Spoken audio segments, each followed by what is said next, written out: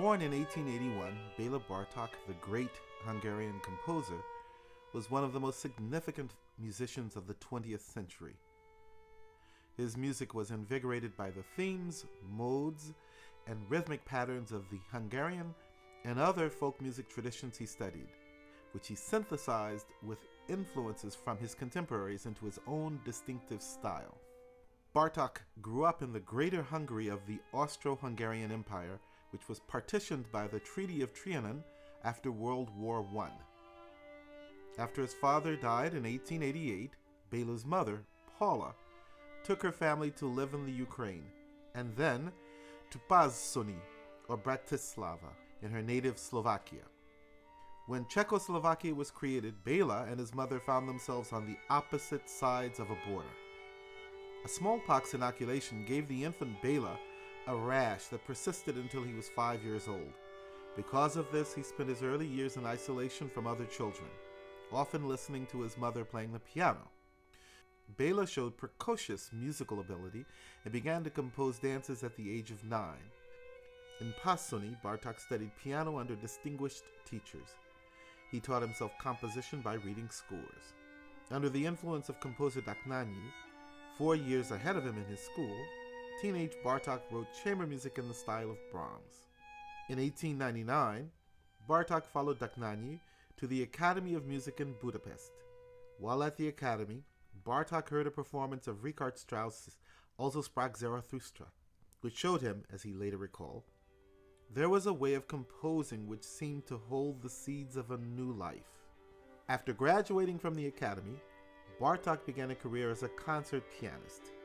During his adult life, Bartok performed in 630 concerts in 22 countries. In 1907, he became a piano instructor at the Budapest Academy. Although he did not especially care for teaching, he remained in this post for more than 25 years.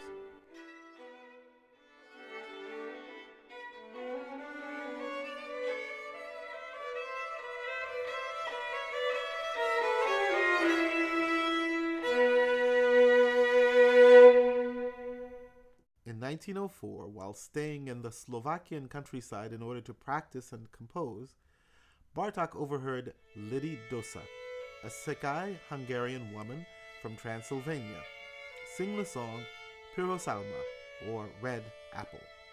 He then interviewed her to find out what other songs she knew.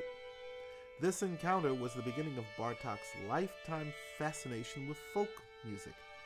2 years later, Bartok was introduced to Kodály, who soon became his closest friend.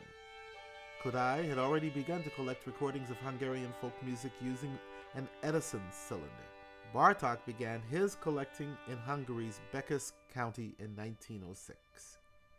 Bartok also became interested in other folk traditions, studying the folk music of Romanians, Slovakians, Serbs, Croatians, Bulgarians, Turks, and North Africans, as well as Hungarians. This multi-ethnic interest caused Bartok trouble, especially after World War I, when Slovakians and Romanians were no longer part of Hungary. Areas in which Bartok had previously been free to explore and do research were no longer open to him. Moreover, he endured much criticism at home for his unpatriotic interest in the peoples of nations hostile to Hungary. Bartok did not like the fascist regime that governed Hungary during the interwar period. In 1919, he and Kodály were temporarily suspended from their academy posts for political reasons. In the 1930s, Bartok refused to perform or to have his works broadcast in Nazi Germany or fascist Italy. He even largely avoided playing in Budapest.